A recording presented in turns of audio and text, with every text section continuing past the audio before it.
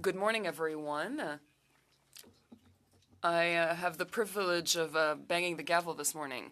Welcome to meeting number 119 of the House of Commons Standing Committee on Agriculture and Agri-Food. I'll start with some reminders. Today, the meetings have been completed for our online participants, and they were successful. Today's meeting will take place in a hybrid format. The proceedings will be made available via the House of Commons website. And just so you are aware, the webcast will always show the person speaking rather than the entirety of the committee. Screenshots or taking photos of your screen are not permitted. I would like to make a few comments for the benefit of the witnesses. Members and witnesses may speak in the official language of their choice. Interpretation services are available for this meeting. If interpretation is lost, please inform me immediately, and we will ensure interpretation is properly restored before resuming the proceedings. Before speaking, please wait until I acknowledge you and recognize you by name.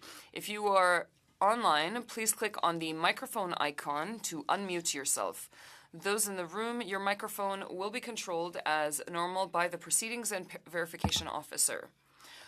When speaking, please speak slowly and clearly. When you're not speaking, your mic should be on mute.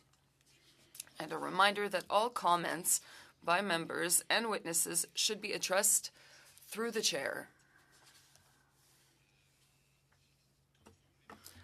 Pursuant to Standing Order 108-2 and the motion adopted by the committee on Thursday, October 24th, 2024, the committee resumed its study of fertilizer tariffs.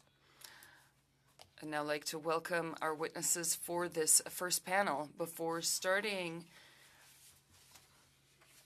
I have a couple of things to settle with the committee members. First, I will have to leave at 9:30 at the latest. We will have to have a substitute for the chair. So I would like unanimous consent to name Mr. Richard Cannings to chair the rest of the meeting. Do I have consent? Yes, I do. The other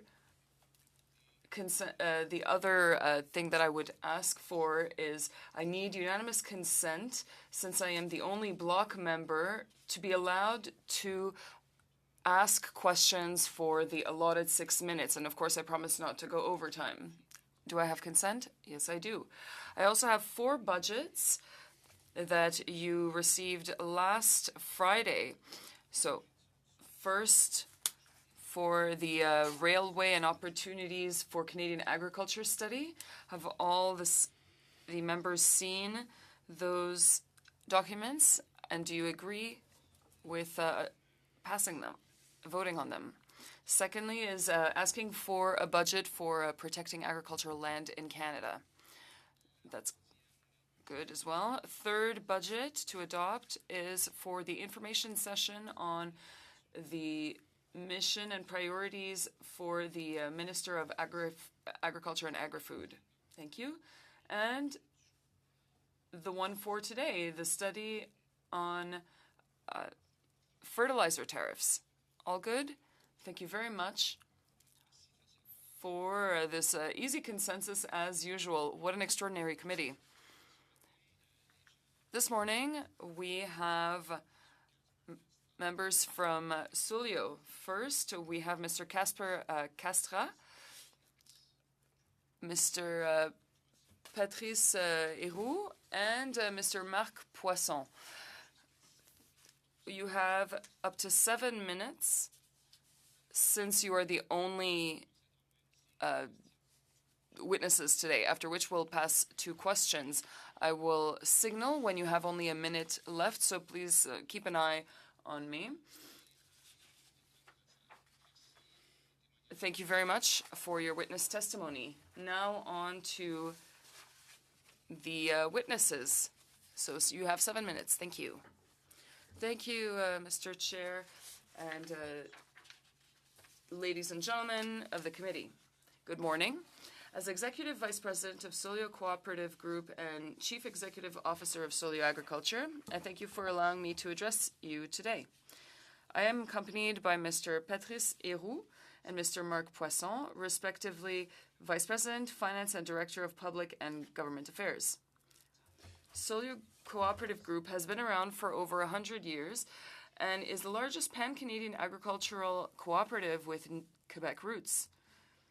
Solio Cooperative Group represents more than 123,000 members, agricultural producers, and consumers grouped in 48 traditional agricultural and consumer cooperatives.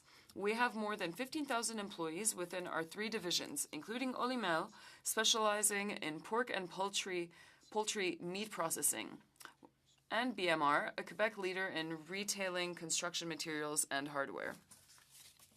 Our division supports producers in Eastern Canada to help them maximize their yields by specializing in the marketing of agricultural inputs and value-added agronomic services.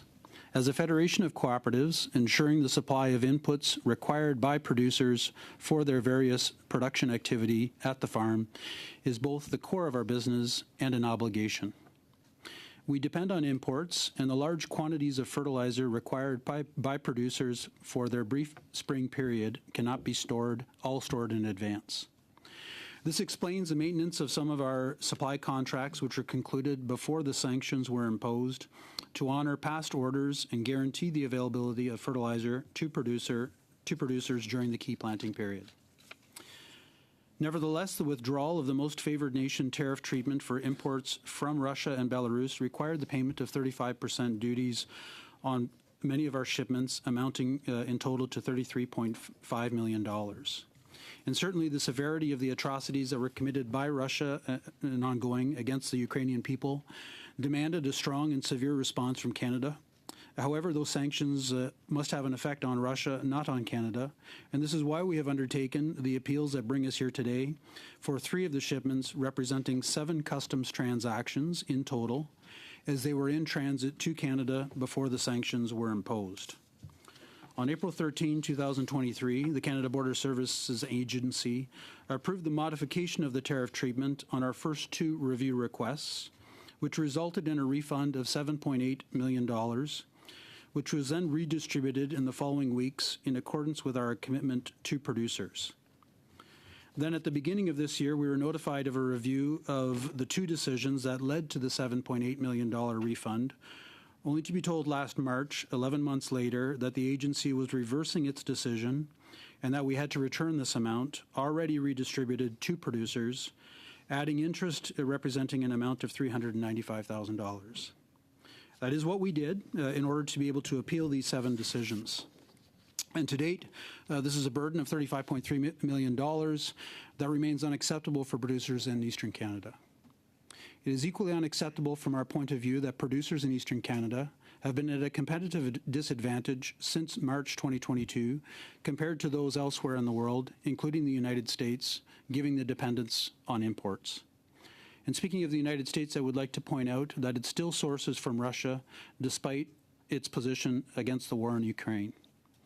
Unfortunately, the affordable price, quality, and quantity available of Russian fertilizers are difficult to source elsewhere. Canada does depend on fertilizer imports. We do not produce enough nitrogen to meet our needs, and we simply do not have any domestic production of phosphorus. Other countries with similar restrictions compete with us in sourcing from markets where available volumes are lower and located in regions with high geopolitical tensions, such as the Black Sea or the Middle East. We are not immune to a destabilizing event that would force us to reconsider Russia as a supplier, whether we like it or not. And what needs to be remembered here is that it will be difficult to guarantee supply given the restrictions, availability, and prices, and that agriculture production and food security in Canada could be weakened as a result. In conclusion, I thank you for your attention and the interest you give to these issues that closely affect producers across Canada. Merci. Donc, merci pour votre présentation. Thank you for your opening remarks. Incredible. You did that in 4 minutes, 41 seconds. You're so good at that. We will proceed to the question period.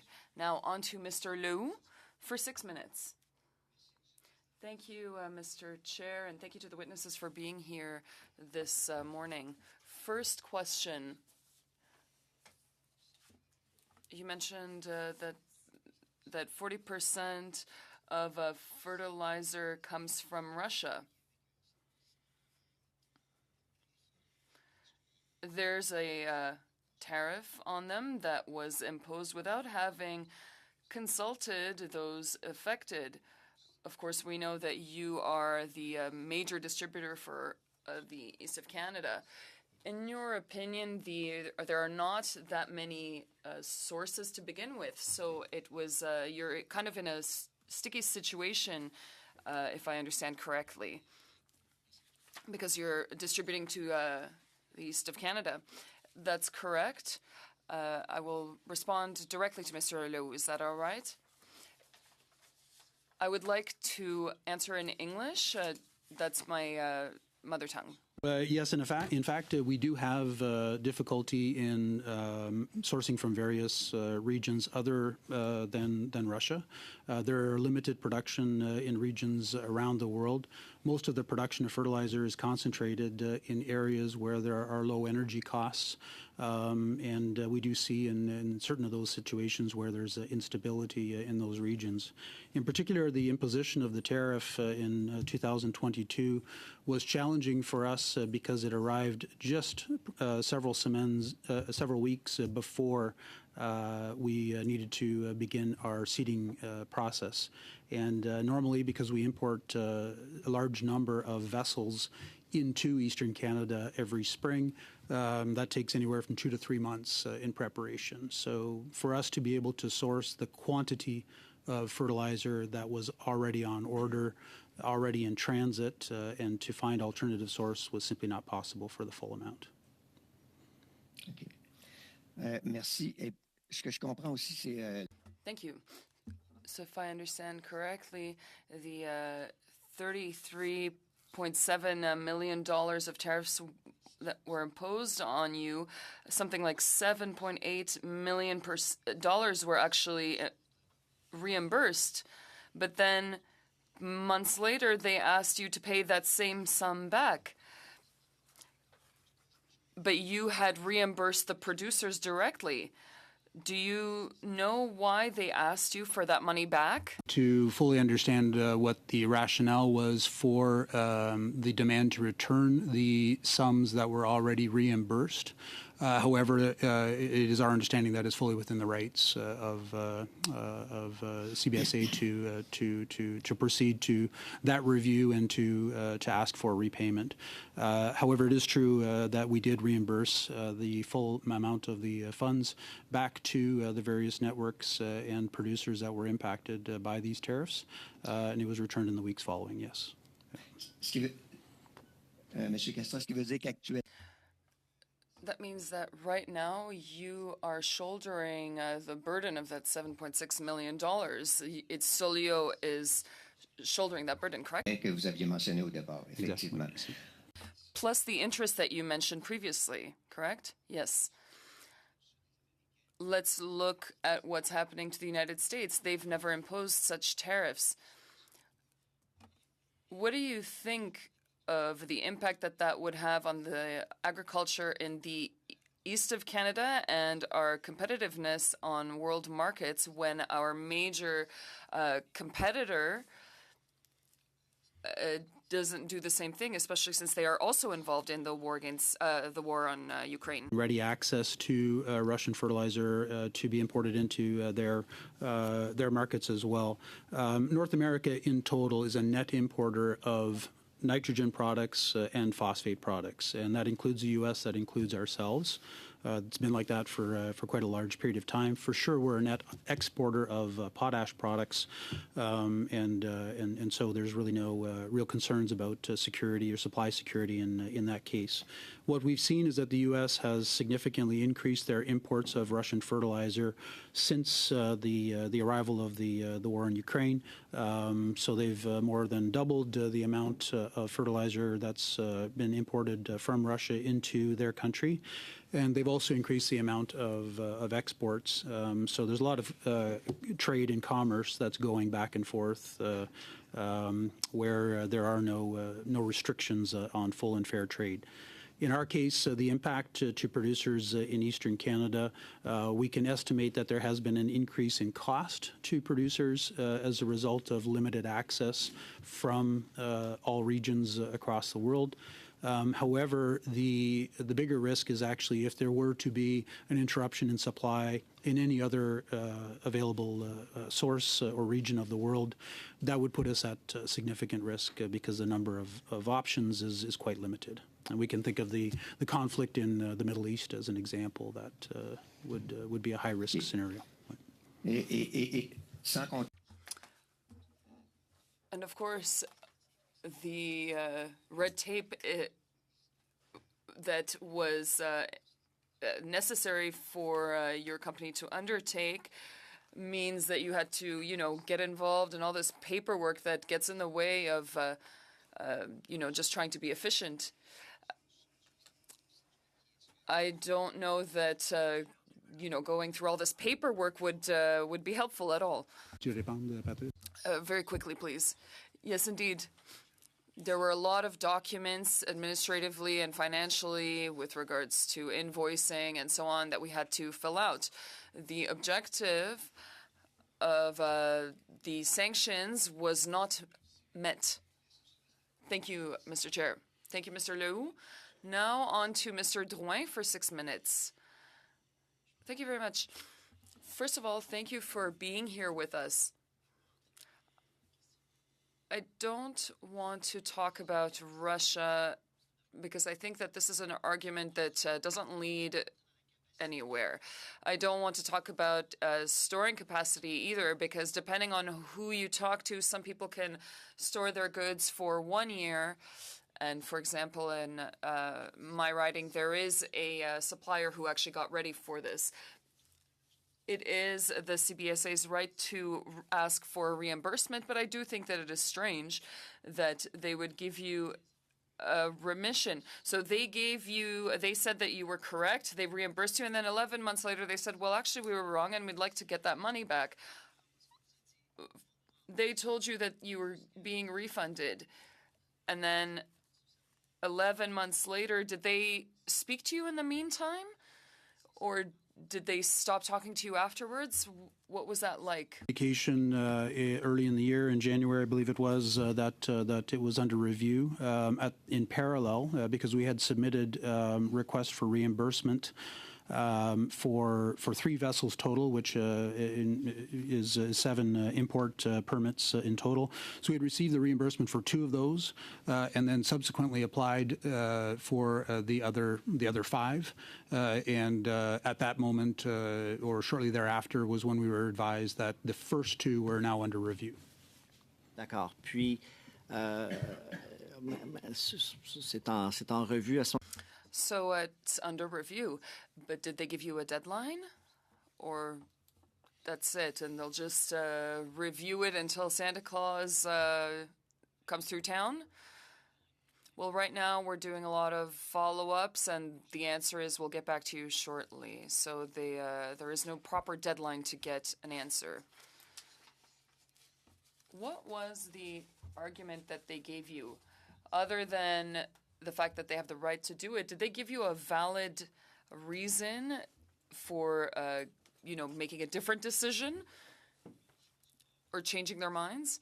So there's the retraction of a certain tariff that was put in place on March 2nd to October 7, 2022, and that imposed sanctions of about 35%. And then there's another exemption for certain products. Of course, we contest the tariffs because there were goods that were actually in transit in Canada before March 2022. But this is considered but this is lumped into a different category, even though fertilizer doesn't count as the same kind of goods. So let's say the agency, the CBSA, doesn't actually refund you these funds. What will you do? Can you go to court? What is Solio considering? Well, the sums are very large, and so of course we will continue to look into any means possible to get those funds back. As mentioned, there are various things we are looking into. Mr. Poisson, I just want to understand clearly. The CBSA is saying that transit isn't important to them. If it hasn't reached Canada, if it hasn't come to Canada, if it's not on Canadian soil at our ports in our waters, then it's not considered to be a transit. Is that correct? It's not quite that. There was a boat that was considered to be in transit because it was really on the water at the time. I'll reiterate. From the CBSA's point of view, there was an exemption for certain goods. And the initial decree said that there was a sanction on Russian goods, and the second one gave an exemption. So it's very technical. Well, that's why we're here. Of course, our colleagues have asked certain questions, and the CBSA will be here after you, and we'll be able to get to the bottom of this. We want to avoid escalation, and we hope to reach a positive conclusion for you and for our farmers. Mr. Chair, do I have any time? One more minute. So the decree is there. Let's talk about Solio's future. You also have a partnership with Agromart.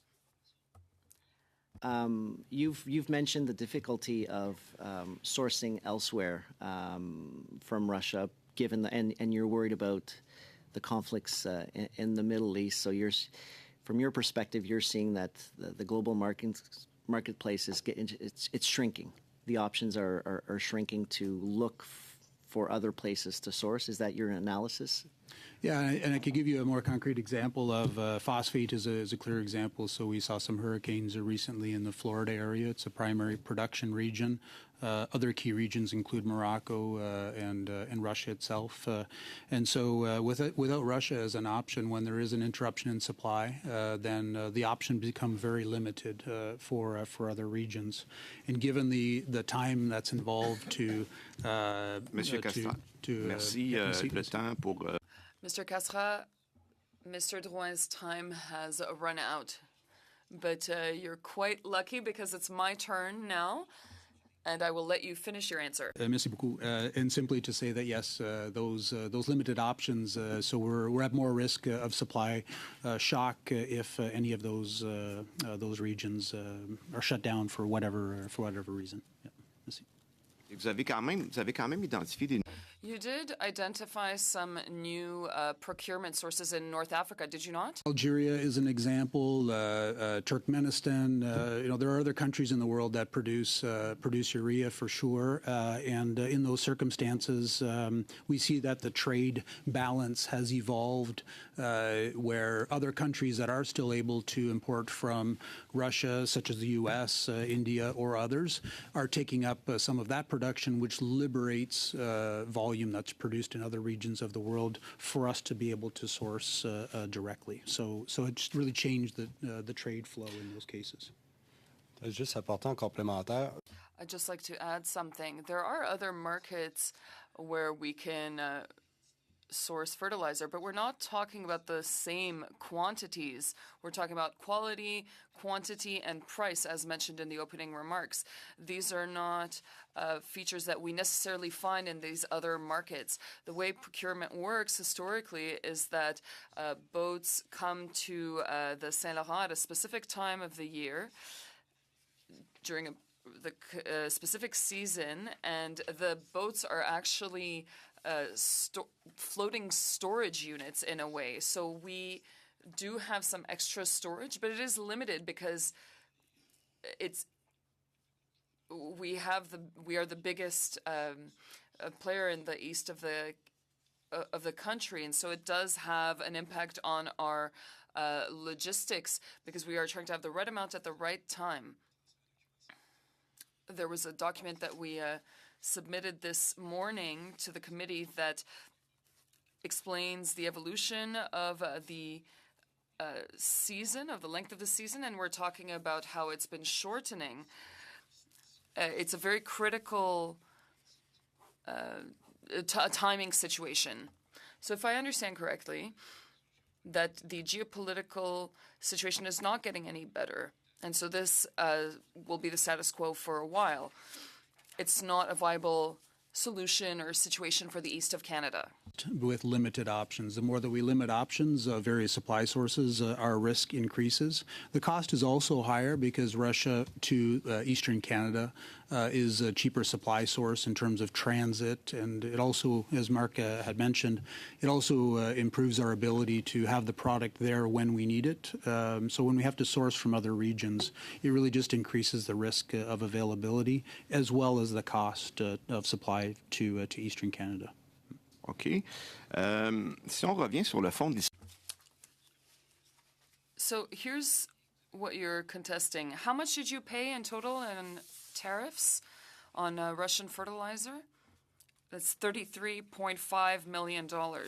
And out of that $33.5 million, there was $7.8 million that you were exempted from because those boats had already left Russia when the tariff was imposed. You received that money.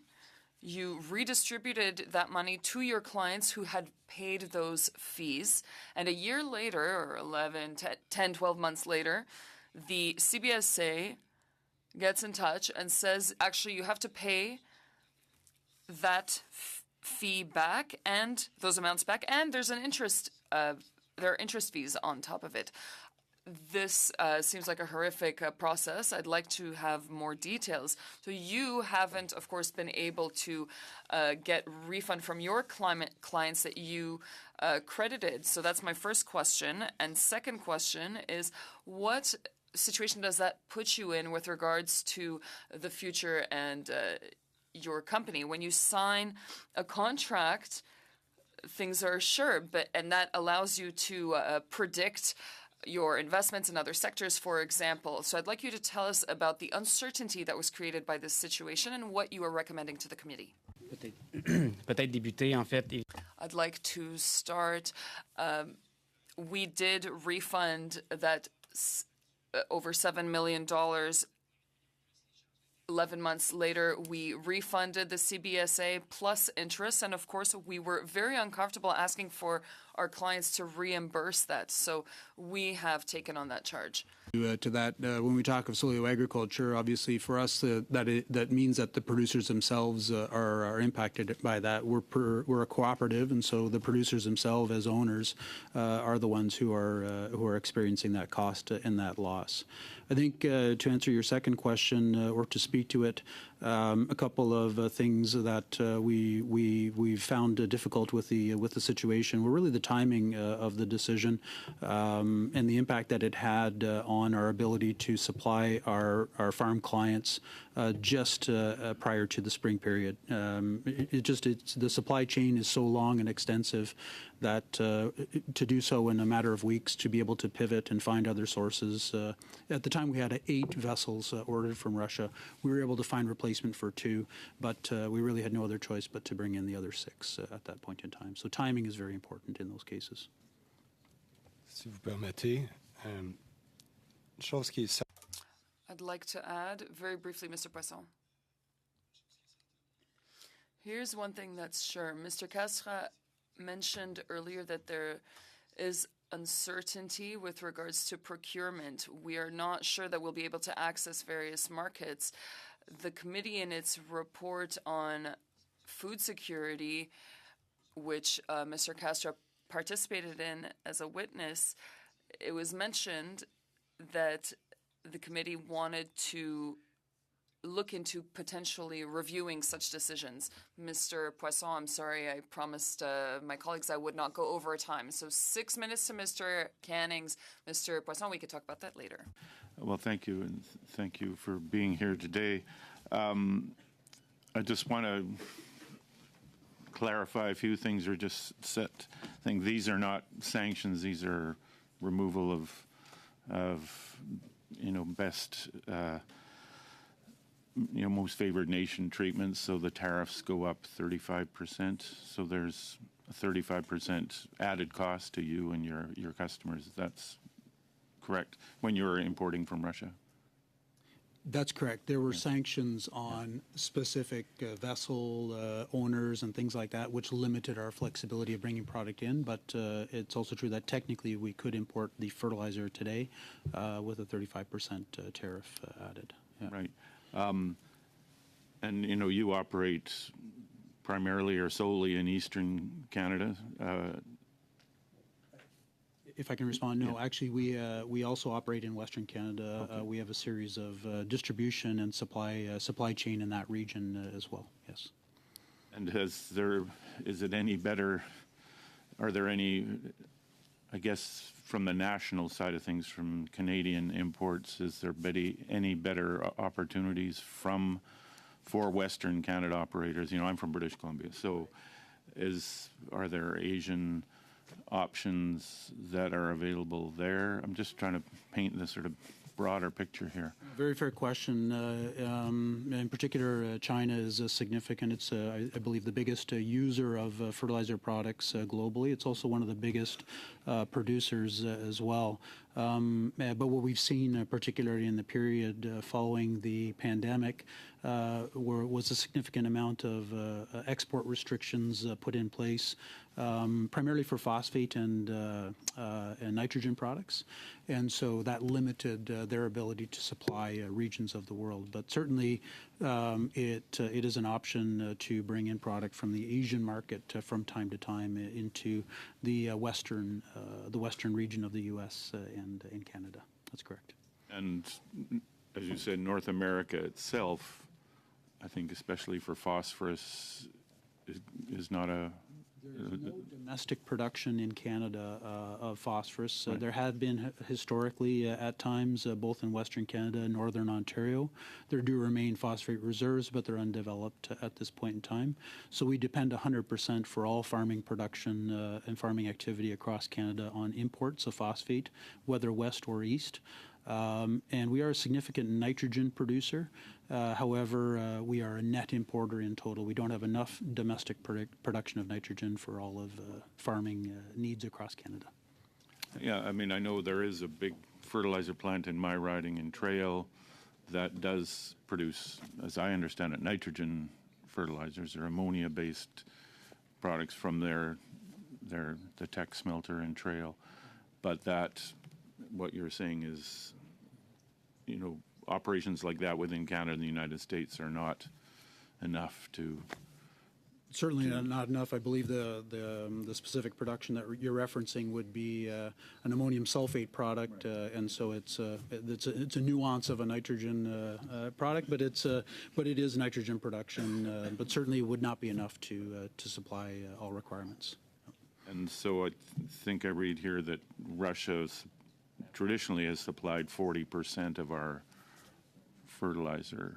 Into Eastern Canada, that is correct, yes. Okay. Yeah. And when, obviously you mentioned that prices had gone up, have they gone up sort of to match that 35%? Is that how prices have reacted, or how much have prices gone up because of the increased demand elsewhere? The impact on prices, it fluctuates like any commodity market would due to a large number of different reasons. And so at that time, there was a reaction in terms of replacement cost on fertilizer had gone up quite significantly, even surpassing the 35% that was imposed. But that would have been for a short period of time. And so pricing has, it's not reflective of the 35% tariff into Eastern Canada specifically any longer. It really is that we can't depend on supply from Russia, which traditionally has been a lower cost source, and now have to source from other higher cost regions and then higher cost of transportation to bring it into our market. So it's not like those other suppliers are charging more, it's just that they always have cost more for the product plus the... Yeah, our least cost option is no longer available, and now we have to go to the next higher cost options afterwards. That's correct. Yeah, and there's I just had a note down here, the low energy costs, you're saying that's where, is that the driving issue in fertilizer production? Is that energy cost to Yeah. the electricity cost to Yes. create? Yeah, it's one of the biggest.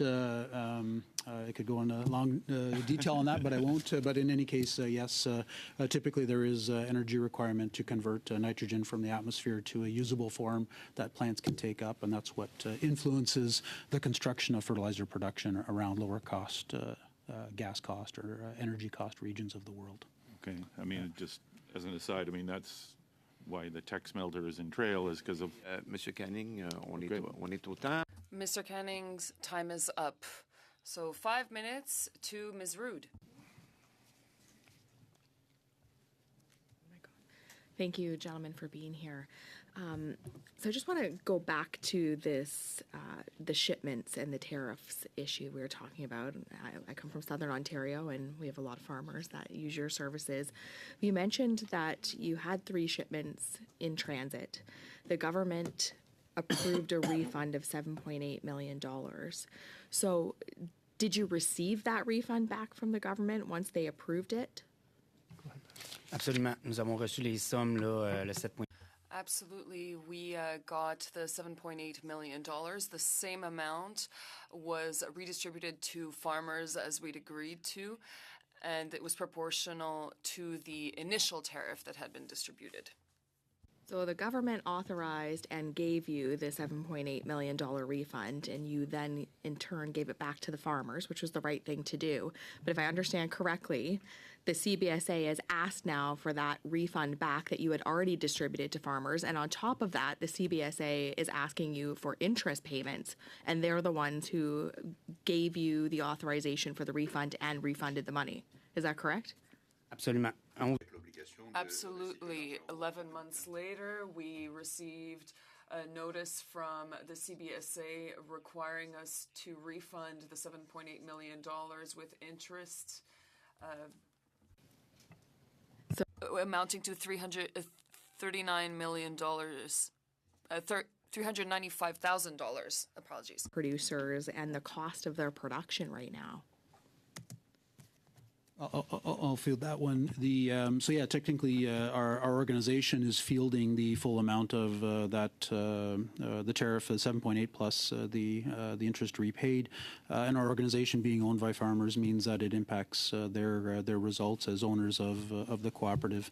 The impact for us is really it limits our ability to reinvest in ongoing business activity, in improvements in basic business functions, trying to improve productivity, investing in technology. Those are funds that we would certainly deploy to better use than what we believe they're being used for today. And obviously, fertilizer is an essential input for many crops, and especially where I come from in southwestern Ontario. So how have these tariffs contributed to higher food prices for Canadian consumers? And what does this mean for food sovereignty in Canada? I know you alluded to this earlier, that the tariffs are contributing to decisions made by your own organization, but is it contributing to decisions by farmers to reduce their production capacity at all? And what does that mean for food price stability? La question est intéressante parce que ça ramène la prémisse. It's an interesting question. We talk about it. Reminds us of special permits that we received in order to allow 4 of our boats to enter the port. Some of them were not allowed to come to port because they had Russian merchandise and they couldn't offload their goods. So it took some time before they were able to do that. For us, there seems to be a contradiction. We're maintaining this tariff, even though we know that these goods are necessary for the food safety across the country. So there's something that doesn't make sense there. On top of that, right now, Canada allows Russian aluminum of a specific grade to enter Canada in order to fuel the aerospace industry. So I'd like to know why that's more important than our industry. Thank you. That's a very good point. We'd like to ask the same question to the officials in the next hour. How do the fertilizer tariffs exacerbate the trend of reduced investment in Canadian agriculture, and what does that mean for the sector's future resilience and innovation? I think the amount that was deployed and paid certainly is a direct impact of funds that can be used for other areas in terms of either finding alternatives for new technology to help reduce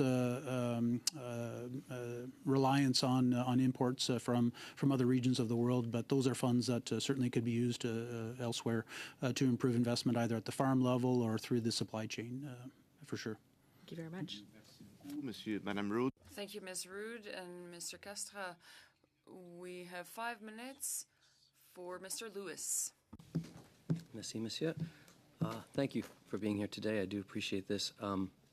You'd mentioned in your opening statements that Eastern Canadian farmers, especially in Ontario, where I am, are disproportionately affected by these tariffs, and about 85% of the nitrogen fertilizer used in the region is imported from Russia. Ultimately, today farmers are looking for predictability, they're looking for stability, and then their supply of fertilizers to ensure that they can plant effectively for future. We mentioned that, again, in Ontario, about 40% of the nitrogen comes from Russia, but I just wanted to confirm, Canada produces the potassium we need. We're self-sufficient in potassium. And as far as the phosphorus, we mostly rely on the United States for phosphorus? What countries are we? So the major supply sources for phosphorus have been traditionally the U.S. from the Central Florida region. We continue to supply the Eastern Canadian and Canadian market from that region. Morocco is also a very significant and rising source of imports for Canada as well. Okay. And so today we're talking, farmers are considering the nitrogen products. I wanted to talk about the nitrogen protection products and procedures that can help, because one of the ways we can do this, and farmers are looking for, well, that every dollar invested in fertilization should be paid off. So we're talking about help with volatilization, help with leaching, help with denitrification.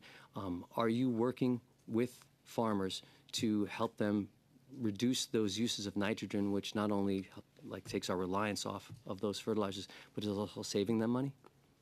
Thank you for the question. It's relevant for us because we recently invested in partnership with a firm from the U.S.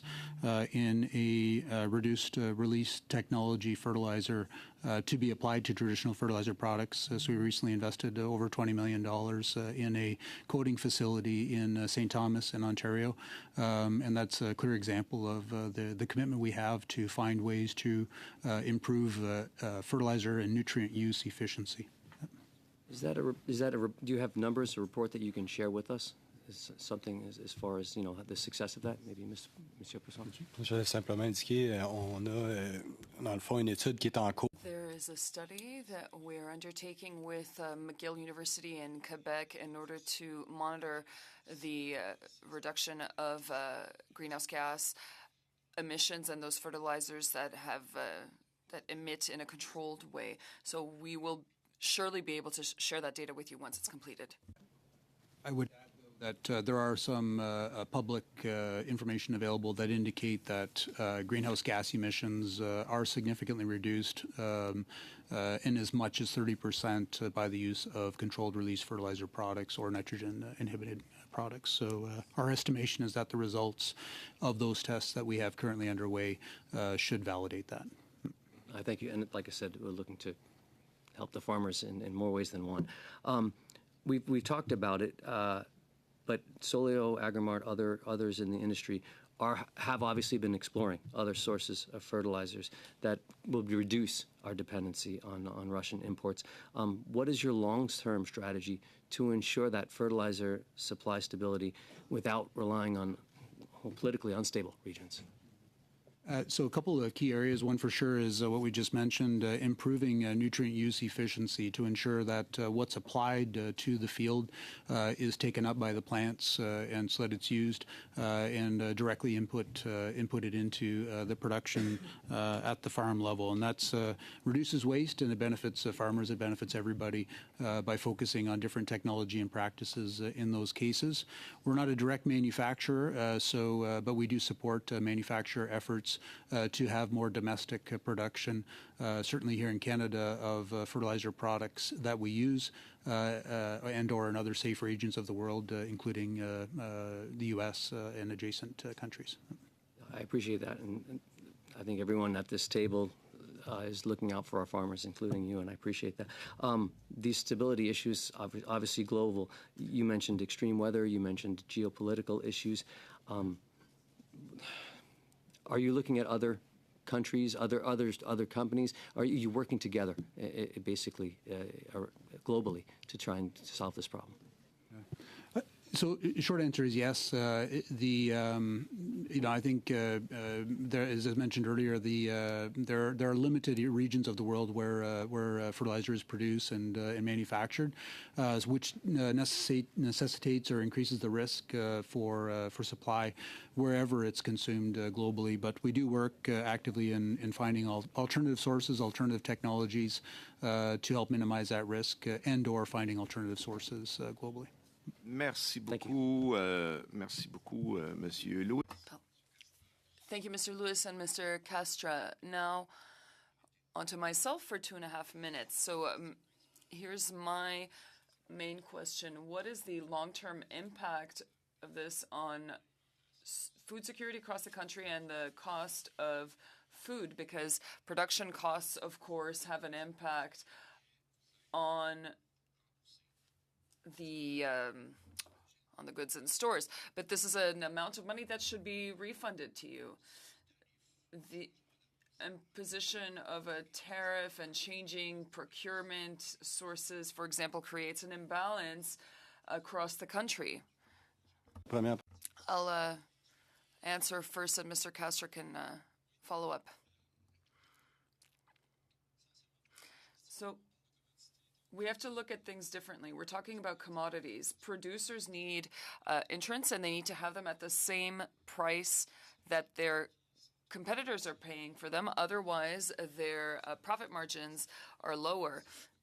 So you can't pass off that surplus of cost to the final consumer, but that producer is going to struggle with that profit margin. And that's where the issue is. There is disloyal competition that is, very frequent across the country right now. I have nothing to add to that. So when you speak of special permits, of Russian aluminum, do you think that there is a double standard here? Agriculture is taken for granted, it seems. Maybe just some thoughts on that, 45 seconds. Focus really my response on the situation that occurred in 2022 with the arrival of the tariffs. I think that there was a general lack of understanding of the impact that it would have, and if that had been clearly understood at that time, we believe there would have been different decisions taken at that moment in time. So I think in that case, it is safe to say that would be taken for granted. Marc, veux-tu ajouter? Peut-être préciser, là, nous, Anything to add? We received some help for the special permits, but Agri-Food Company Canada understood the issues, but we had a lot of support from that department, and we avoided a shortage. I think I'll just follow up on that by saying, the removal of most favored nation status, was, I imagine, an attempt to put some pressure on Russia as part of a suite of things Canada and other countries were doing regarding their invasion of Ukraine. And the whole aim of it, I assume, would be to eliminate or significantly reduce Russia's ability to sell their products around the world.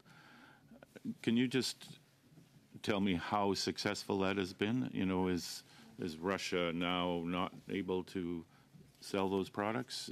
And both here, if you could maybe try to, I haven't heard any statistics on how much that has been reduced in Canada and, say, North America. How successful has this been? Because that's the whole point of these tariffs, is not to punish Canadian farmers. It's to punish Russia and stop their imports. Is a very relevant question. For sure, there is little to no Russian fertilizer that has been imported into Canada since the imposition of the tariffs in 2022. So that has had an impact on Canada in that sense, that we no longer have been accessing or access Russian fertilizer products. Russia, for its part, although not having access to Canada is true, has no problem finding sources or individuals or countries that would be willing to take their product, including the U.S., which is fully free and able to import from Russia. But that same could be said for many countries around the world who do continue to import from Russia. So the impact to them has been negligible, if anything at all. So, and as you say, the American agriculture industry continues to import Russian fertilizer without, been no diminution there. There's been no reduction, and you'll find in the document that you'll receive afterwards, which indicates statistics of how much their imports of Russian fertilizer products has actually increased very significantly since the invasion of Ukraine. Monsieur Canning, merci, Monsieur Castra. Thank you to both. We have 5 minutes left, and we will split it between Conservatives and Liberals. Mr. Epp for 2.5 minutes. Thank you, Mr. Chair. And I'd like to start with any discussion on fertilizer and reminding everyone that 4 billion people, 1 in 2 in this world, owe their lives and their ability to eat due to fertilizer, in particular the synthetic production of nitrogen. That needs to be kept in mind. We've talked about, and let me add just one other quick fact, which is 3 main elements, macro elements for plant life: nitrogen, phosphate, and potassium. And Canada, from a food security perspective, is blessed to have abundant resources, or the ability to make resources on 2 of those 3. And yet here we are. It's the ultimate irony for me. Here we are talking about shooting ourselves in the foot in 2 of those. So let's take them one at a time. Potassium, right now, because of the 35% tariff, can you just talk about the cost of rail on top of Saskatchewan potash, the world's leading exporter, into eastern Canada? Is it competitive now with the 35% tariff? What's the market there? Yeah, we've seen no reduction in competitiveness on potash products or availability. We have historically always supplied the Eastern Canadian region from domestic production. Historically, actually in Nova Scotia, but more predominantly now from Western Canada. So there's been no change in that at all. In my past life, farming, I've used more Belarusian than Russian potassium on my farm. Unfortunately, Saskatchewan, because of cost reasons.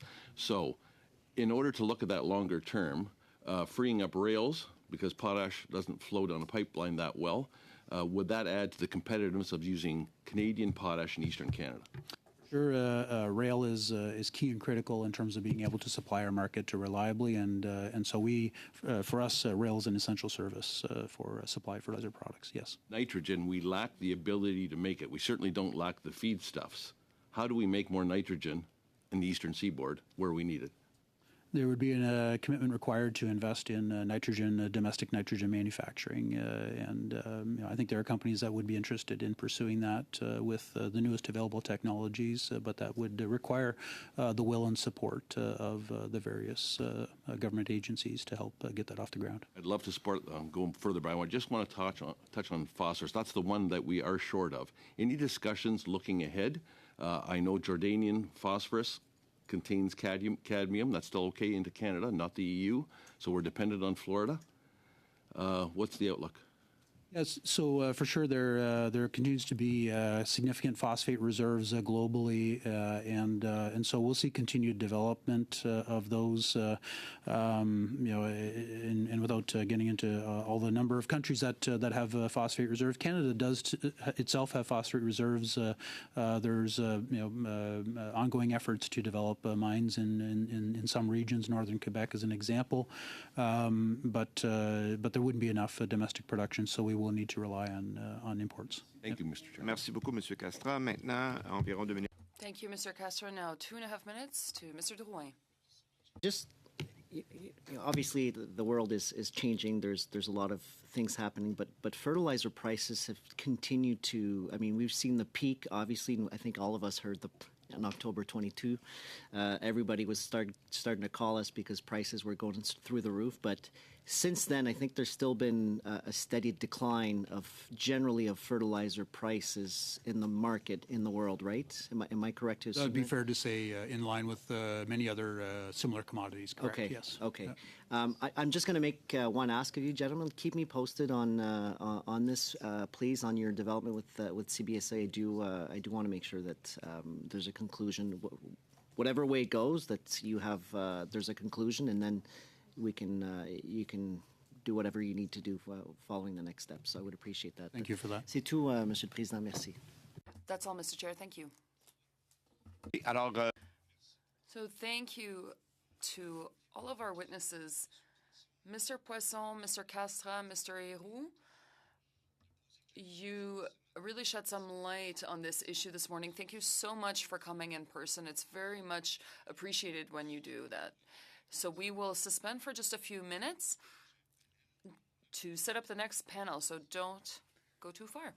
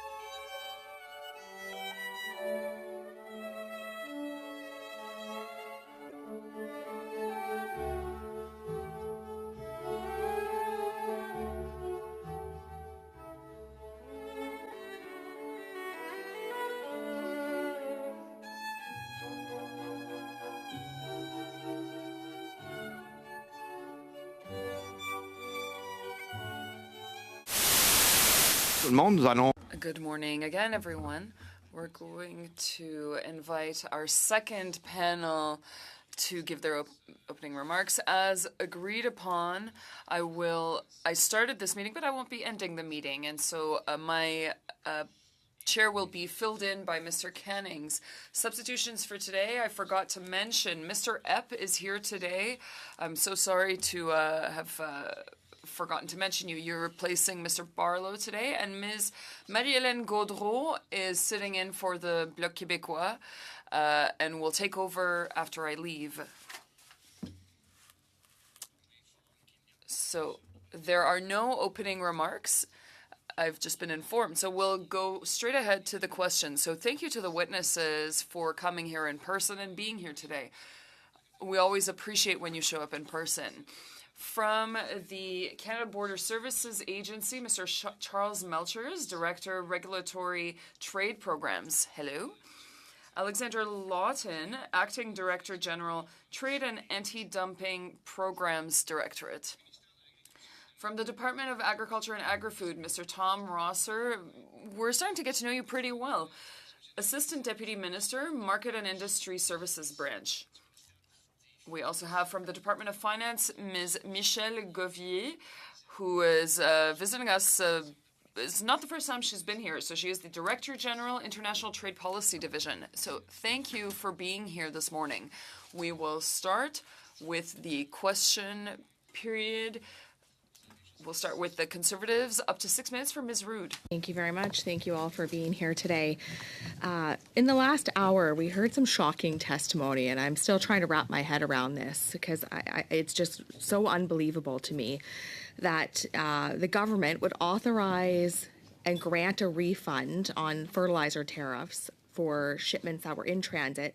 It was authorized and refund and then took it back after the company had already given the money back to the farmers, and then have the audacity to ask for interest on top of the money that they're asking for back. It's just so unbelievable. So I'm curious what power grants the authority for the department to do that, and is this action even legal? Thank you, Mr. Chair. So the Canada Border Services Agency, unfortunately, is precluded from speaking to specifics of individual importers or individual importations due to the provisions of Section 107 of the Customs Act. However, I can speak in general terms about the customs duty regime and how the assessment and reassessment process works. Sorry, could you tell me then was it the CBSA that made that determination? I'm sorry, the determination, the assessment of duties, or the reassessment and asking for a refund after the refund was given back to the Solio, for instance, and then asking for the money back. Again, I really can't speak to the specifics of any individual importer or individual importation. I can speak in general terms about how the assessment, reassessment, refund process works, if that would help. Sure.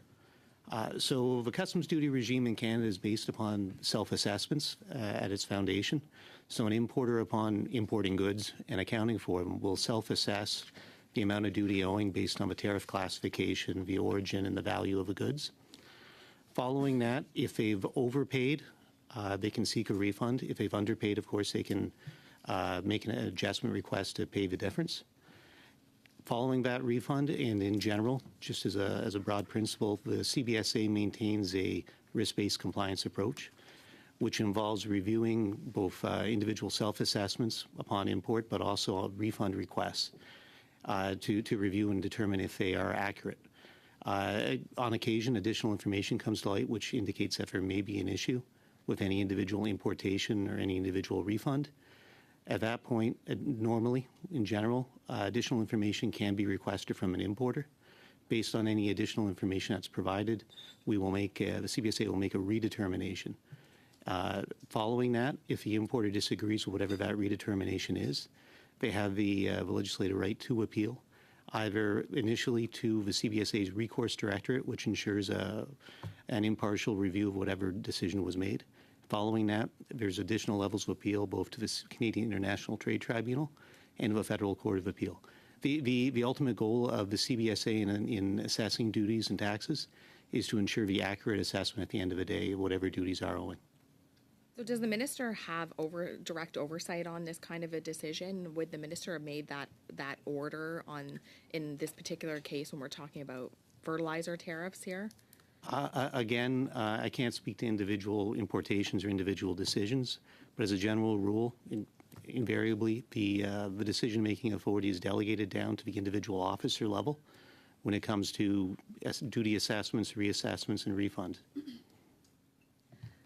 We're the only G7 country that is applying this tariff to fertilizers, and we can say the EU and the US have tariffs as well for domestic industry protection, but not as a retaliatory measure like in Canada. So why fertilizers when there's an exemption for steel and aluminum, for instance? So the way that it works with the provision to withdraw MFN, it's a horizontal provision.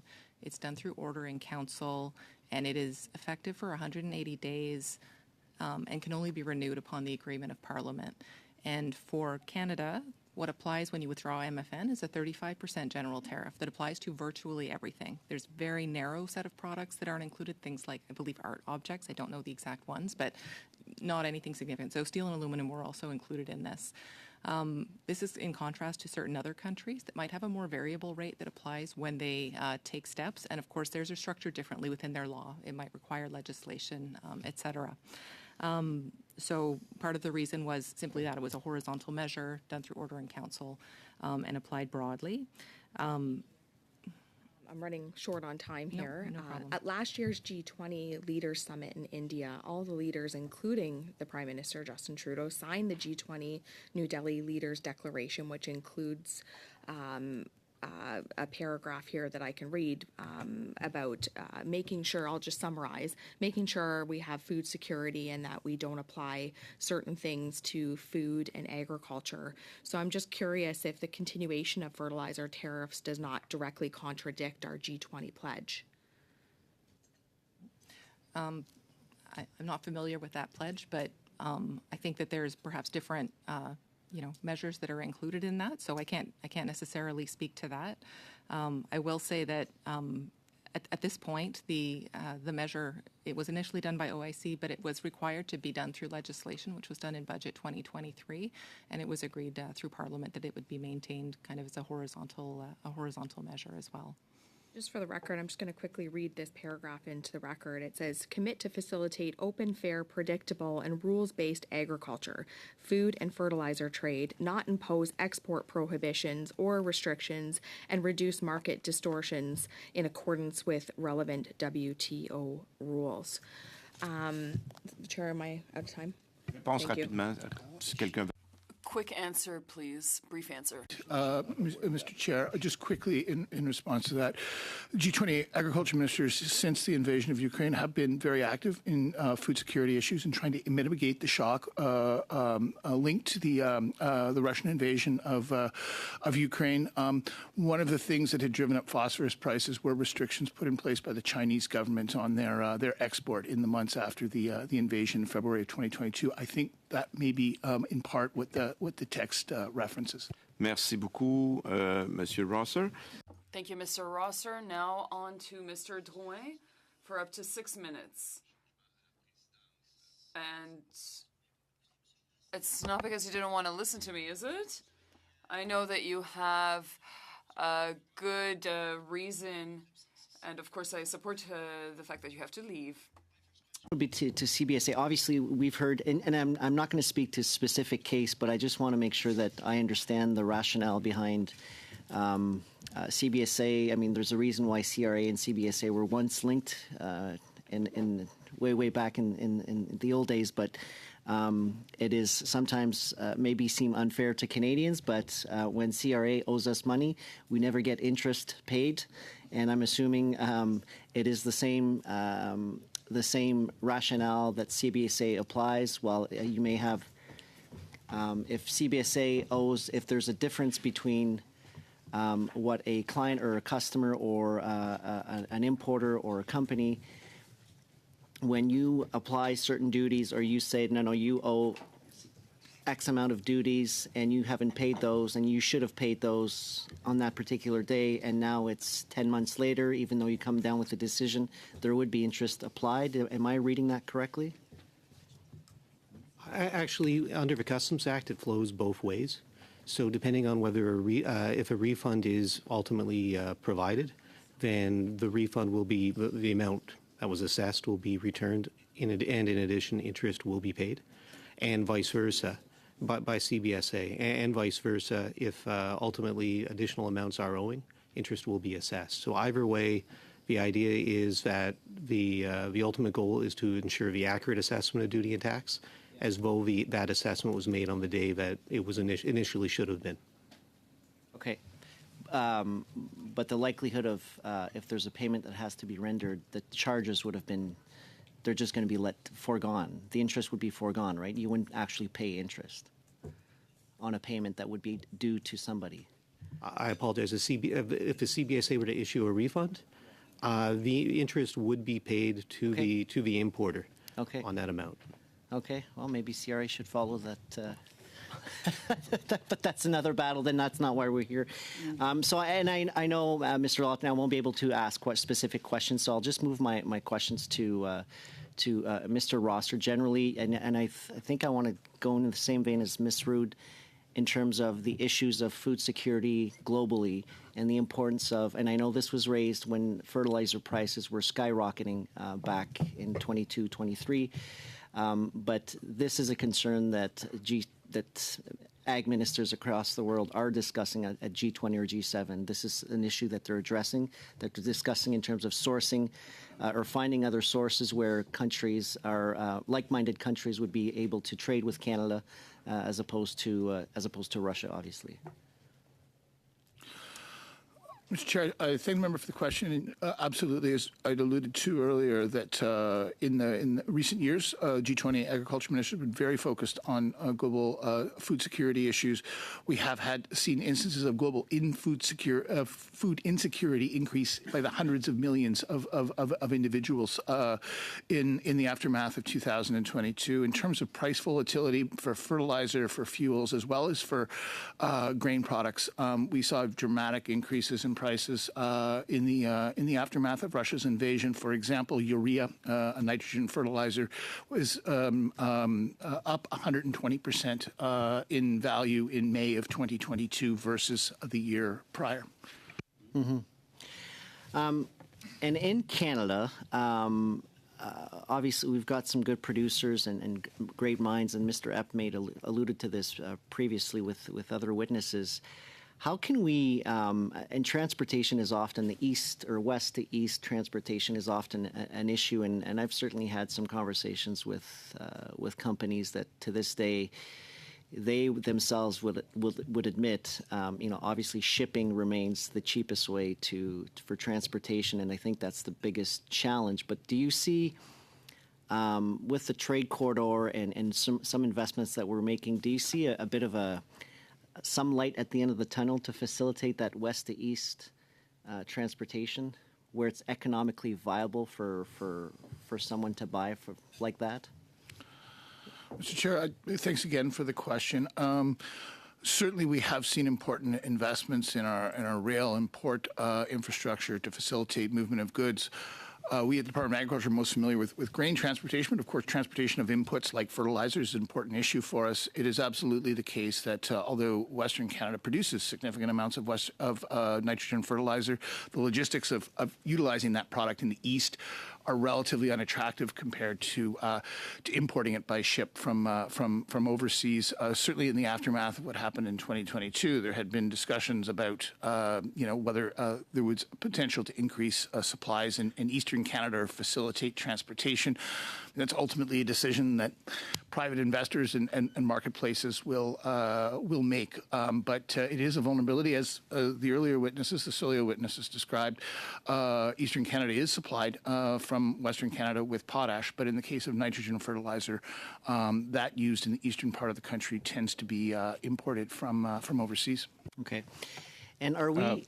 although that's 10, it? All 10 right. seconds. That's fine. Thank you. Okay. Okay, we'll now Thank you, Monsieur Drouin. We'll now turn to Ms. Gaudreau for 6 minutes. Merci beaucoup. For 6 minutes, Ms. Gaudreau. Thank you very much to all the witnesses.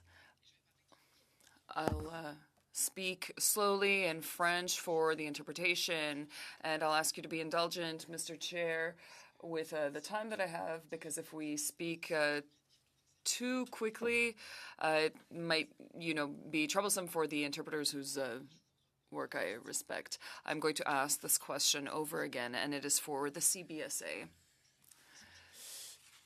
Can you explain to me why the CBSA changed course and asked for a refund on money that was distributed to Solio that was then also redistributed to its members? Why did this happen? So regretfully, I have to apologize, but specific details of any individual transactions or any individual importer are considered customs information, and the CBSA is prohibited from disclosing that. In general, any time with any refund request or any other assessment of duties, using a risk-based approach to our compliance efforts, and we identify specific transactions, specific importers who are identified for thorough verification pursuant to the Customs Act. Additional information as part of that verification effort can always be requested, and based on that additional information from the importer or from other sources, a redetermination of the duties owing can be made. Mais ceci étant dit, moi je fais appel à votre juge. That said, I'd like to call upon your judgment. Here's what I'd like to know. Do you think that this is normal? Do you think it's normal that the CBSA changed course and reviewed its decision? We're not going to be revealing any secrets here. We're just trying to demystify what happened. Do you think that this is normal? I would note that that sort of situation that you're describing is not normal, but at the same time, it is not unusual. Over the last 3 years, the CBSA has received, on an annual basis, approximately 167,000 adjustment requests from importers. 44% of those were refund requests, and of those 44%, approximately 5% of refund requests were not accepted.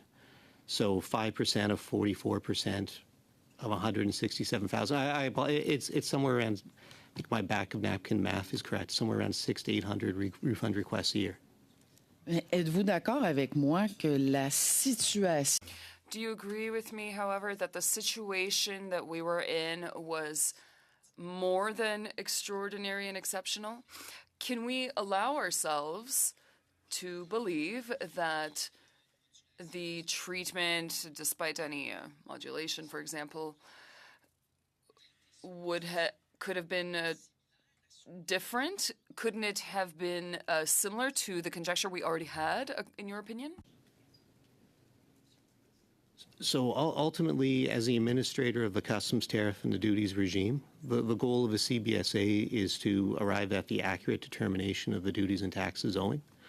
In that regard, we administer the Customs Act as impartially as possible. Maintenant, mes questions vont s'adresser à monsieur. My questions are now for Mr. Rosser. With regards to the fertilizer that was ordered, do you feel that this measure was justified considering that tariffs on fertilizer were aiming to have an impact on the Russian fertilizer, but then it had an impact on Quebec, let's be honest, and then the eastern provinces? Thank you for the question. We work very closely with Solio, and they're a very prominent partner in the agri-food sector. With regards to agreements on fertilizer transits, we are not involved in that. What we're involved in, especially in 2022, is supply chain security. Fertilizer was impacted, and we wanted to work closely with Solio to make sure that the ships that came in would be able to enter Canadian waters. So it was really a question of supply chain security that we were involved in, and not quite so much on this tariff issue. If I understand correctly, you're saying that the measures were justified? Mr. Chair, from the department and my own point of view, we don't get involved in questions that concern the CBSA. The CRA gets involved. It's not under our purview to get involved between partners. Solio doesn't have much of a market left. And this question is still for you, Mr. Rosser. Are you concerned that this measure could create food price inflation? There were some witnesses earlier who hinted at that. What do you think of that? C'est déjà terminé. Non, mais par respect, Monsieur le Président, je reviens à mon 2 minutes et demie. Okay. Out of respect, I understand that my time is up, and I'll get back to it later. This would be my time for questioning. I'm going to pass over that but retain the right to ask questions at the end, just to keep things going. And so I'm not trying to watch my own time as well as think and things like that. But so we will go on to the second round, and Monsieur Lehoux, pour 6 minutes. Merci, Monsieur le Président. Mr. Lehoux, for 6 minutes. Actually, 5 minutes. Thank you very much. Thank you, Mr. Chair. My question is for Mr. Rosser. Was there any consultation from the part of the CBSA and from the finance department with regards to the impact this measure would have on the supply chain during the initial decision making? Thank you for the question. If I recall correctly, the invasion of Ukraine happened on February 22nd, 2022. I believe the sanctions were announced 10 days later on March 2nd. Before that decision was made, there were not a lot of consultations. I understand that the finance department told the CBSA to impose those border tariffs without having analyzed the impact that they could have on the entire supply chain and on the east of Canada. So I'm asking a question that I've asked before, but I'd like to ask the finance department. This decision was taken without giving any thought to the impact it might have.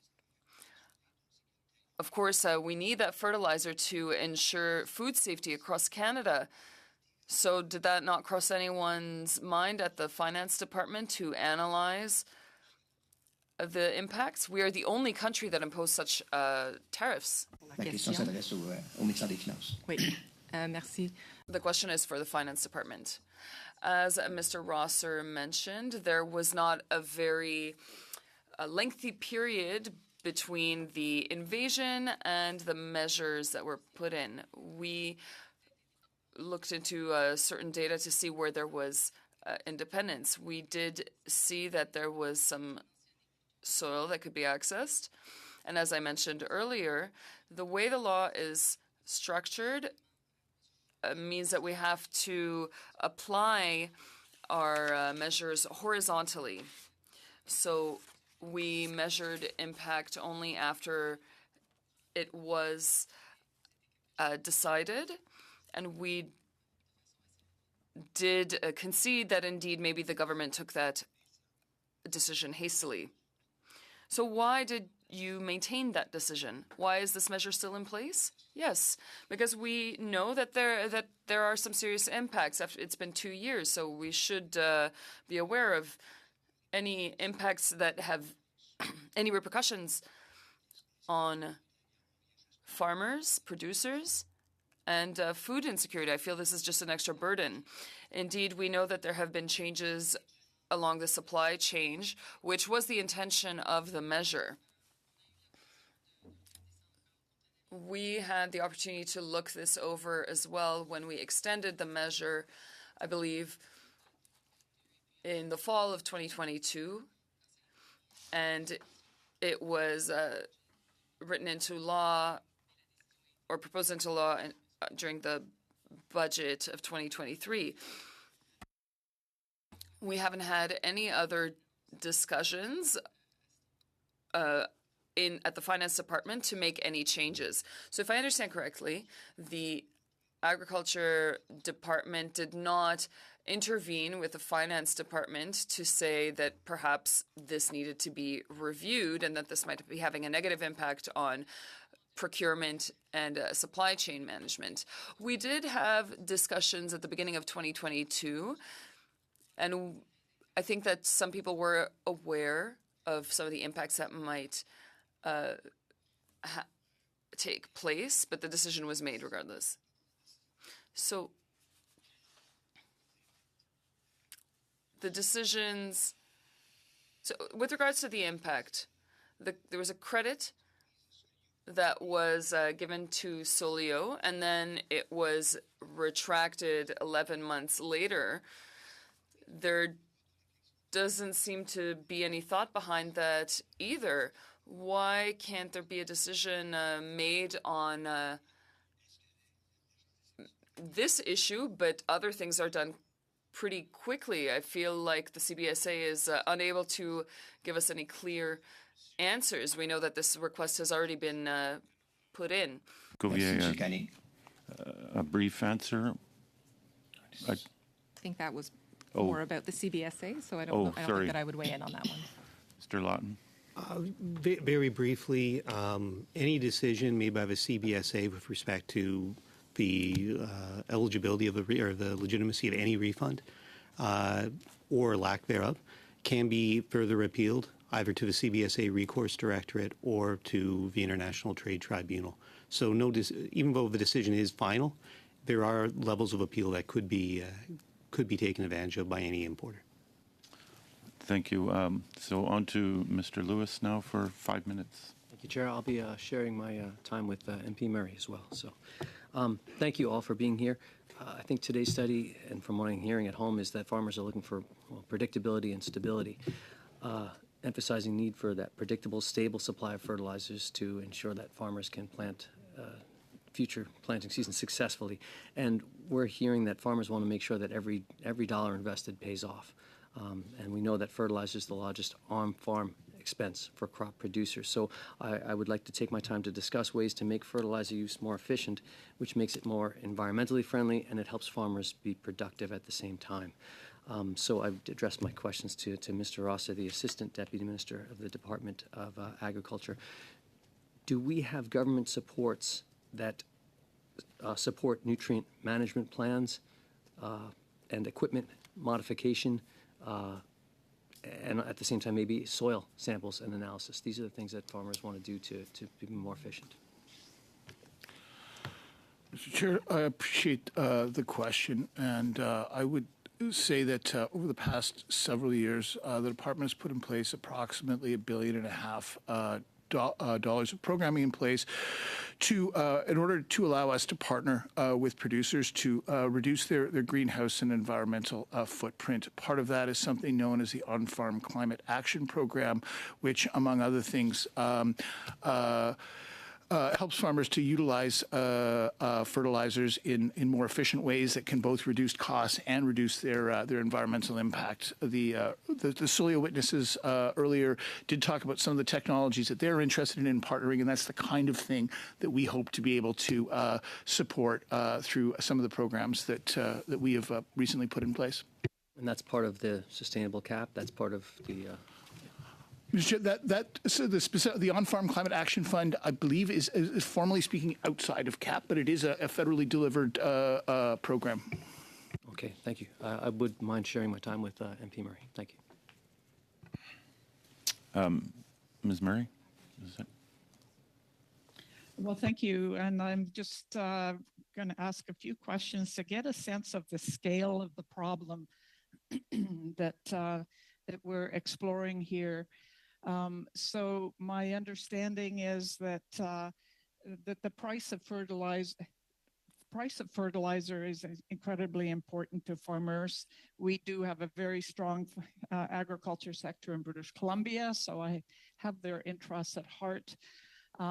My understanding, secondly, is that the price of fertilizer has gone down since 2022, despite the removal of the most favored nation status from Russia's exports. So I'm trying to understand, firstly, from CBSA, if you could confirm that I'm correct in understanding that Solio would have made their own determination of what they owe,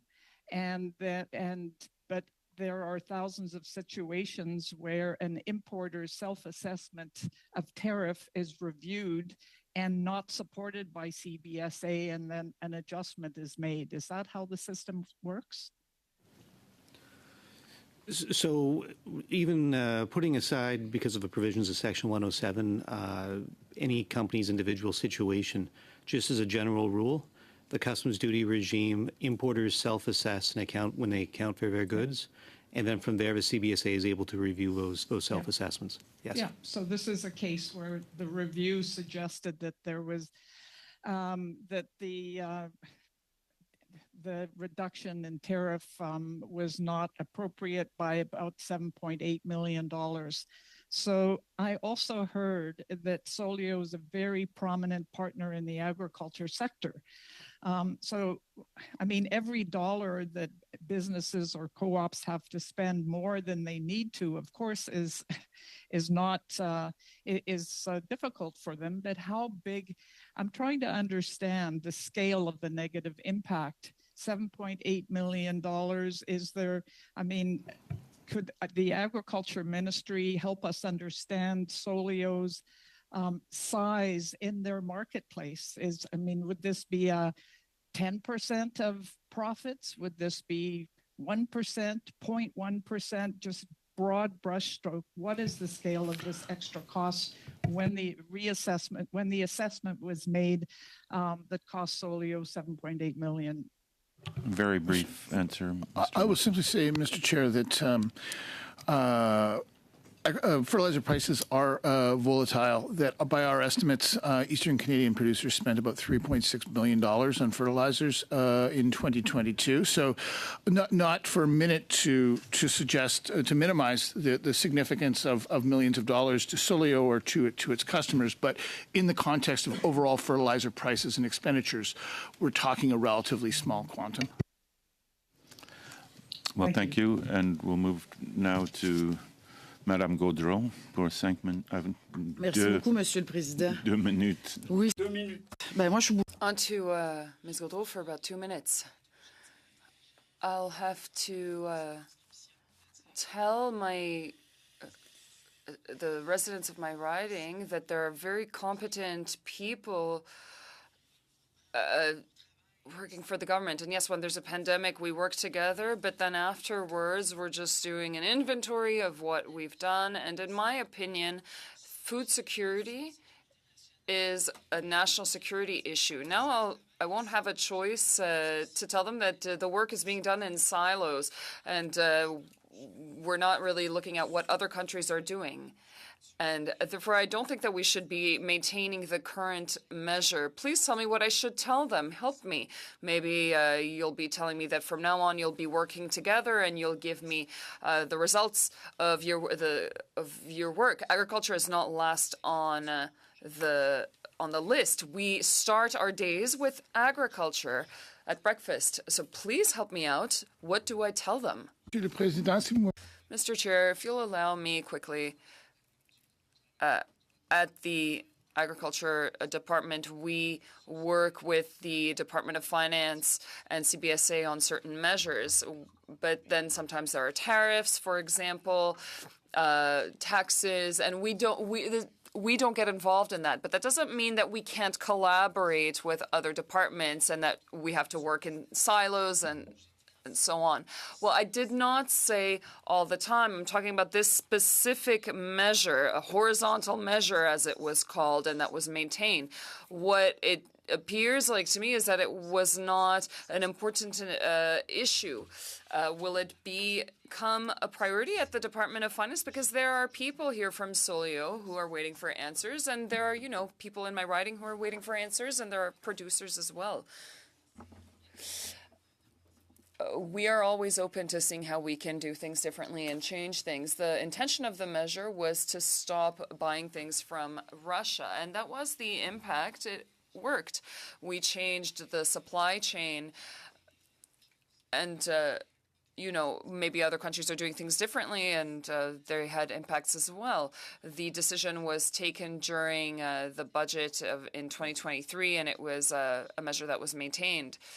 But if there are some concerns, we can look into it. So, Mr. Chair, I'd like to think that with what we've talked about today, there will be some movement and we'll be able to change things. Your time is up. So on to Ms. Rude for 4 or 5 minutes. Thank you very much. I'm going to direct my questions to Mr. Rosser, if that's okay today, for the second round here for me. I know I asked you the first round why the tariff on fertilizer, but I'm curious what departments were consulted to make that ultimate decision, because the decisions were made, again, to remove aluminum and titanium, for instance. So were there discussions about removing the fertilizer? And again, what departments were involved in those discussions? Mr. Chair, I'll try to respond to the question, but repeating some of my earlier testimony, that the original decision to apply tariffs on March 2nd came very quickly after the Russian invasion of Ukraine. In the weeks and months that followed, we did very actively talk with Solio and other importers and suppliers of fertilizer, model our own data and try to analyze vulnerabilities and impacts. And there was active interdepartmental discussion around those issues, but not necessarily in the lead up to the initial decision to withdraw the MFN status. Was food sovereignty and food security even considered in the decision when this was made? Was that part of the discussions? I can confirm that absolutely. As we analyzed what the Russian invasion of Ukraine meant for commodity prices, meant for Canadian producers, meant for global food security, that food security, both in a Canadian and global context, was continuously top of mind. Was there any discussions on what the what would happen on the supply chain on the side of farmers, and how this would impact their prices and their bottom line, and how it would impact the production of food domestically, especially given that we have a bulk of farmers in the fresh food sector, for instance, in Ontario and Quebec?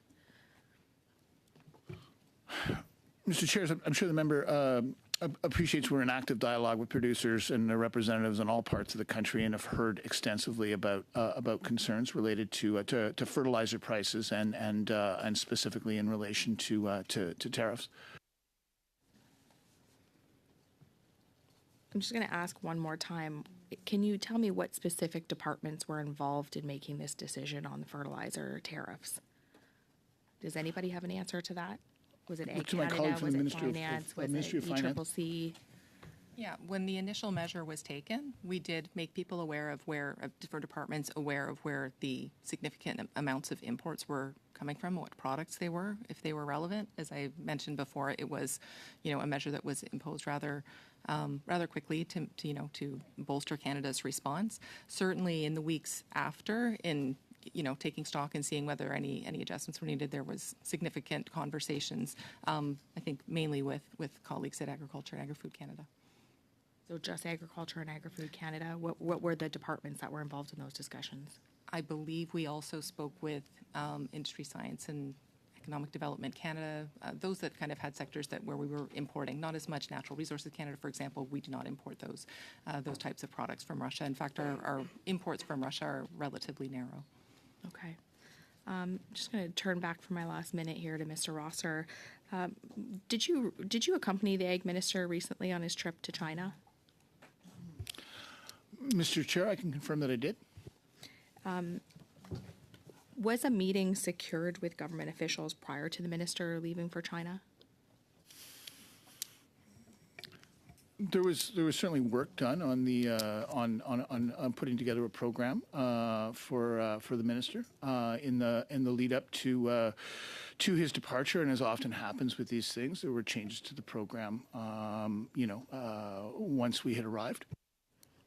So you can't confirm that there was a meeting, bilateral meeting set up with his counterpart in China before he left for China? I don't believe that there was. Thank you very much. That's my questions for now. Okay, thank you. We'll now turn to Monsieur Drouin. Thanks, for and 5 minutes. I appreciate Ms. Rude's questions, but we're here for CBSA. But of course, if we want to talk about canola and whatnot, we can always entertain a meeting at some point. But as she knows, our officials are prepared for the particular questions. But I know Mr. Rosser is well adapted to respond to any questions. Ma question pour Madame Gauvier, juste sur. Here's a question for Ms. Gauvier. Earlier, you alluded to the fact that the Finance Department will review and analyze if there are any major impacts on fertilizer prices, for example, if they if they were to increase once again. You are a department that has to make that decision, but of course there needs to be an analyze if there is of any impact there could be on the cost of supplies.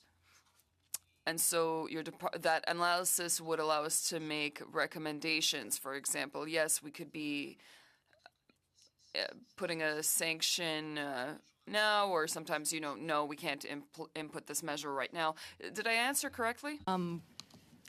Yes, I mean, certainly, and not just with this type of tariff. With all of our tariffs, there can be issues that arise that require the government to look at it. There is the power within the customs tariff to grant remission, which is relief from tariffs, whether retroactively or prospectively, which stakeholders request on a fairly regular basis when they have these situations. Perhaps there's short supply in the market or other situations that might arise. So it's the type of thing that we do on a routine basis when there are any market disruptions, and certainly take those very seriously and give them full consideration.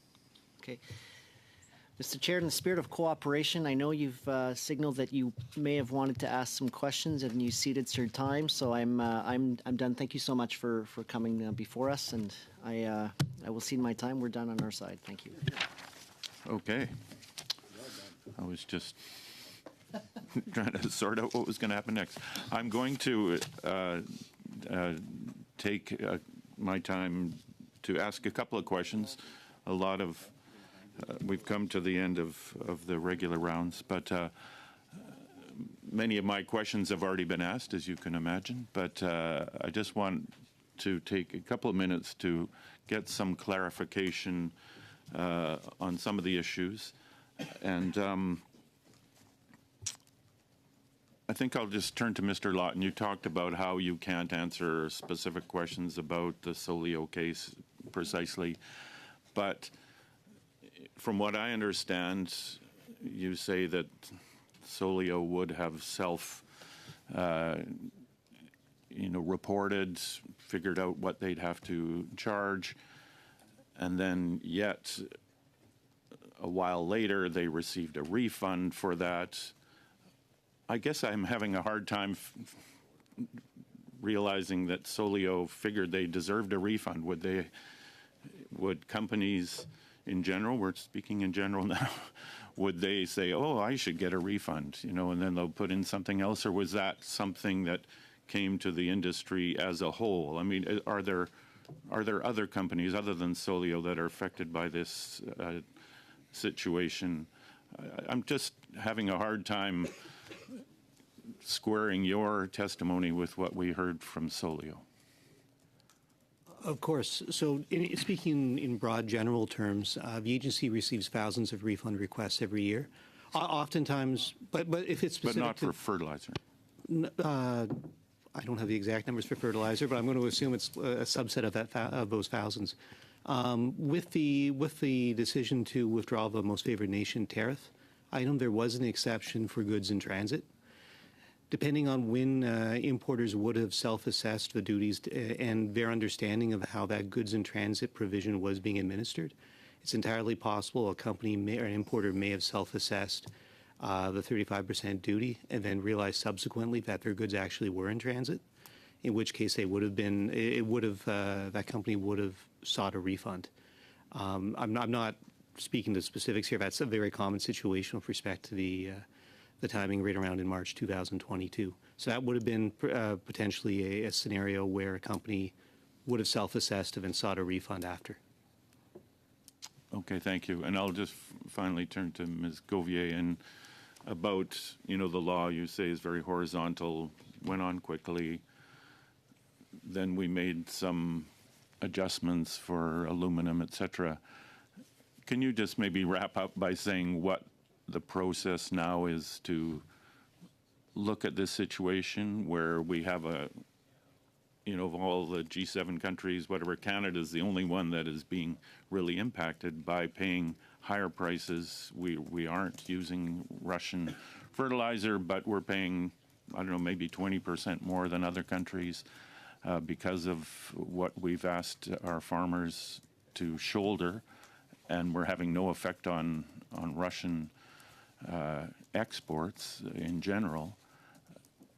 What's the process there? What is the prospect for relief from this? What is, I guess, where do we stand, and what, as a final statement to Canadian producers across this country, what can they look forward to? I just want to make one clarification that there were not exceptions to the most favored nation withdrawal for titanium or aluminum or other products. Those were sanctions-related exclusions, so a little bit different. So I just wanted to make that clear. In terms of process, though, as I stated, there's the power for the Governor and Council to grant remission on recommendation by the Minister of Finance in exceptional circumstances. I think, if we were to kind of receive the information to bring advice around that is something that, as I said, we do kind of on a regular basis at the Department of Finance. There's a high bar because these types of tariffs are imposed for a valid policy reason. This one, as I mentioned, was endorsed and put into legislation as well, so that, reflects a certain will. So deviations, there is a high bar, but we certainly would consider, disruptions in the marketplace or what have you. But again, to be able to say, yes, please do buy fertilizer from Russia again, that is kind of going against the initial reason for doing so. Not to say that it wouldn't be considered. I think the market is extremely important to have functioning properly. So we would be weighing those considerations. Well, thank you. And so that brings to an end the question time for this meeting. The next meeting will be consideration of our draft report on the impact of border carbon adjustments. So I'd like to thank the witnesses again for being here today, and we will see you all on Tuesday? I've forgotten what day it is today, but thank you. Thursday. Tuesday. Yes. Today is Thursday, yes. Thank you.